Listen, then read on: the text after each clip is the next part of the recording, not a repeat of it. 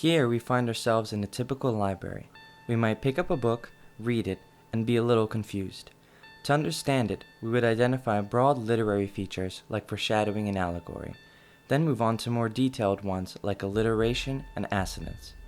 Eventually, we would understand the book's meaning, its author's purpose, and maybe even its significance.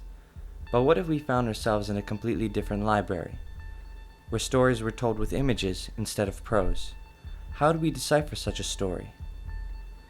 The most basic place to start is the lineage of a comic. What kind of emotion do they invoke through their path? What kind of presence do they have with their thickness and appearance? In the original Superman, all of Superman's lines are bold and grungy. The dense black outlines of all of Superman's features take up a considerable amount of space compared to his actual colored-in features.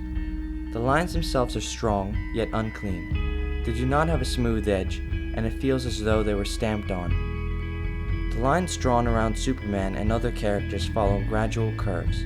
The use of curves instead of sharp angles in drawing people and their facial expressions produces a more relaxed, less tense mood. If the comic were drawn with lines at sharp angles, everyone's emotions would be exaggerated to either intense anger or sorrow.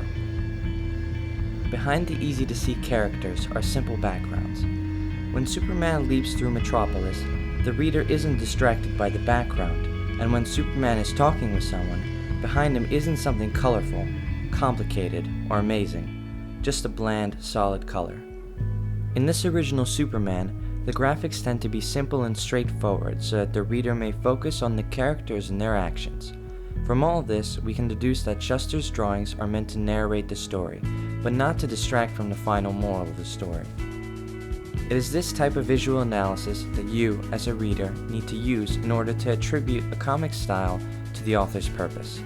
Since once you know the author's purpose, the meaning of the comic becomes obvious.